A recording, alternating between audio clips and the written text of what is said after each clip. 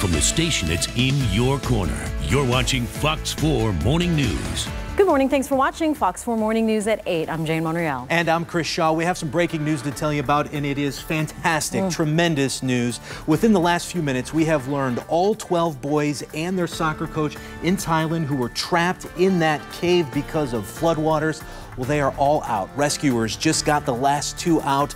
We'll tell you about the new information we've learned about this weeks-long rescue operation. Amazing. All right. Also, overnight, some Cape Coral Church members landed back in Southwest Florida after they were stranded in Haiti, when the others are expected to return home, and what the pastor told us this morning about their scary experience. And this morning, President Trump is facing a lot of praise and some opposition over his pick for the next Supreme Court justice. We'll tell you what senators had to say about the nominee. First, let's toss it over to Danny to talk about this morning's weather. This humidity is oppressive. Brutal. Yeah. Oppressive is, yeah. Yesterday was really bad. Yeah. When we get those afternoon thunderstorms, it makes it feel a little bit better. But where I live, didn't get those storms yesterday, and it was the worst I've seen all summer, I think. Yeah, and as we head into this afternoon, our storm chances are creeping back up a little bit, but still not going to see the widespread cooling from the widespread storms. Still going to stay a little more hit and miss with chances around 40%. Temperatures have started their warm up. We're back to 80 in Golden Gate, Cape Coral, Port Charlotte, 79 now in Fort Myers, 81 in Naples. But when you factor in the humidity, already feels like the upper 80s in Naples at 88 degrees. So it is steamy right from the start today with a quiet Storm Shield 4 Doppler radar. So at least we're not battling any rain as you head out the door. It's just the humidity you'll be fighting with this morning. Highs will climb into the low 90s. That is exactly on target for average today, but it's going to feel a good 10-15 degrees warmer with heat index values at and exceeding 100 degrees at times. We will have those scattered storms return again, chances near 40%, so a slight bump in storm chances compared to yesterday. A couple things to talk about in the tropics as well. Still looking at Tropical Storm Chris, expected to become a hurricane later today, and the remnants of Beryl we're watching closely. I'll let you know where those are expected to head coming up in a few minutes. But we have to get you a check of traffic as you head out the door at 8:02. This is a live look, I-75 near Corkscrew Road. There was a vehicle fire in this area earlier this morning. The lanes are back open. You can see a vehicle there on a wrecker, on a tow truck, I should call it. So it is nice to see those lanes back open, but there might still be a few slowdowns in the area due to that vehicle fire shutting down lanes earlier this morning. We do have an accident, Veterans Boulevard and Kings Highway in Charlotte County. And then here's a look at that map where that accident is. So sure enough, we do see those buildups in the northbound lane from Corkscrew down to about Bonita Beach Road. So that's where things start slowing down. And it's also impacting southbound lanes, probably that onlooker traffic. It does look like traffic is slowing, starting at about Daniels until Corkscrew if you're heading southbound on I-75. Chris? All right, Danny, thank you very much. Let's get to some more information on this breaking news. In just the last 15 minutes or so, we have learned all 12 boys and their soccer coach are now out of that Thailand cave where they've been trapped for more than 2 weeks. Thai Navy SEALs tell the Associated Press the boys are being treated at an on-site medical facility. 19 divers went into the cave around 10 a.m. Thailand time, which was 10 p.m. our time last night. So this rescue operation today has been many hours.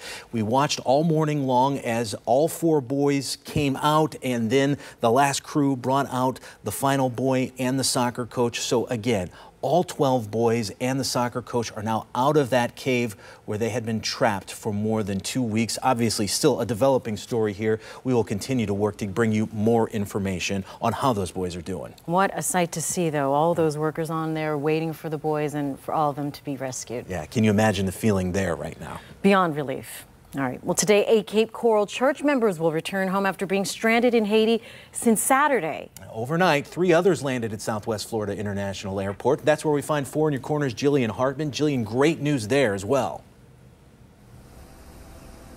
Fantastic news, Chris and Jane. Just before midnight, 3 church members landed here at RSW safe and sound, and their pastor tells me that they are just thrilled that they are back on American soil after being trapped in Haiti. Now take a look at this photo.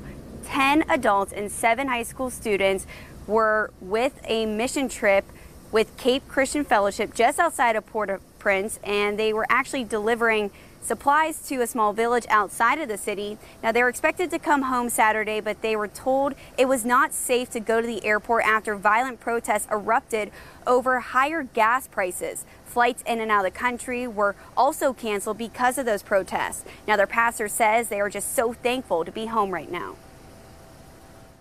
Everybody's grateful to be back, but I don't think they would trade the experience. I mean, people had a great experience. They were there to serve. They loved the people they were engaged with. There's a lot of need there, and there's a lot of poverty that creates a lot of angry people. The church says Senator Marco Rubio helped them get their members back home by getting the State Department involved. Now, everyone is home safe except for 8 church members. They are scheduled to fly home later this afternoon. Just stay with us on air and online for their arrival, for the updates on when they return back here to Southwest Florida. Reporting live at RSW, I'm Jillian Hartman, Fox 4 in your All right. Thank you, Jillian. Well, we now know President Trump's pick for the next Supreme Court justice. He nominated conservative appellate judge Brett Kavanaugh to fill Justice Anthony Kennedy's seat on the Supreme Court. The president's calling for a quick confirmation process. However, the partisan battle has already started. This incredibly qualified nominee deserves a swift confirmation and robust bipartisan support. We are in the fight of our lives. He is opposed to the rights of women, workers, and consumers. He is hostile to just about anyone who isn't wealthy and powerful. Republicans hold a slim majority in the Senate and should they remain united. Kavanaugh could be confirmed by early next fall, solidifying the court's conservative tilt for the next generation. And Four in Your Corner reached out to Florida senators to see what they think about the president's pick. And both of them say pretty much that they would like to wait and have their interviews with the candidate, and then they'll make up their minds on his candidacy. Senator Marco Rubio said, "My decision on whether to ultimately support Kavanaugh's nomination will be based on his commitment to original intent, judicial restraint, and the understanding that the Supreme Court is a trier of law appellate court and not a trier of fact trial court." And Senator Bill Nelson had this to say, quote, "I look forward to meeting with the president's nominee in the coming weeks to discuss his views on several important issues, such as protecting women's rights, guaranteeing access to health care for those with pre-existing conditions, and protecting the right to vote. Just to name a few. I will make my decision after that." All right, we have much more on Judge Kavanaugh's nomination coming up. And Four in Your Corner did some digging, and we'll let you know where he stands on key issues that I know a lot of you care about, things like abortion and guns.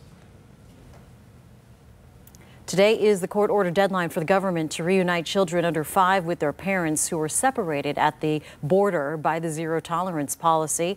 A Justice Department attorney told a federal judge that only about 54 of the 100 youngest children will be reunited by today. Attorneys will likely set new target dates, and there are still thousands of children over 5 who have to reunite with their parents by July 26th.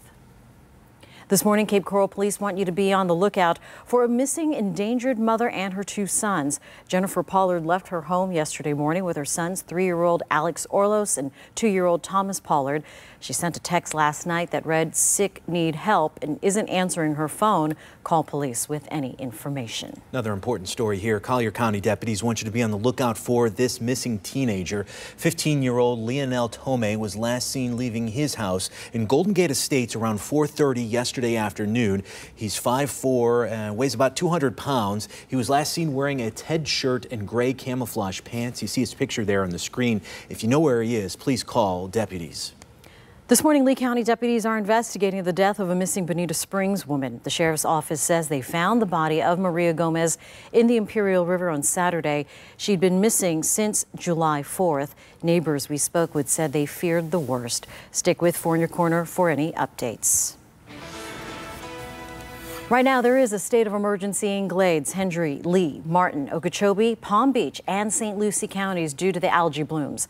Governor Rick Scott issued it yesterday after he took a boat tour of our waterways to see the algae up close. The toxic green slime starts in Lake Okeechobee and flows to our area.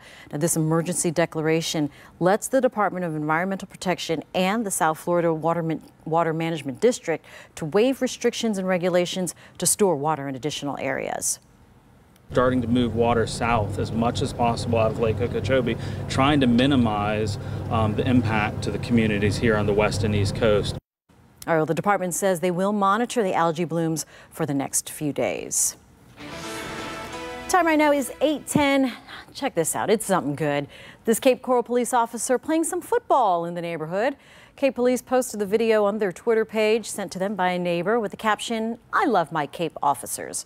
Cape PD wrote, "Don't worry, his cop skills are much better than his spiral skills." He can catch, though. That's pretty good. 8:10 right now on your Tuesday morning. Clear skies, a lot of sunshine to kick off your day. Steamy start. Temperatures already climbing back into the 80s, but that steamy start will have kind of a stormy end. I'll show you the predictor, let you know what we're talking about in terms of rain chances today coming up in just a few minutes. Catherine? Good morning, Danny. We are here at Hammond Stadium where the Fort Myers Miracle is working to raise money for kids with cancer. Find out how they're doing so coming up. And checking out the drive on Pondella Road from our breaking news tracker through North Fort Myers towards Cape Coral. Things are looking pretty good. It looks like the other side is loading up. Nothing terrible. At 8:11, you're watching Fox 4 Morning News.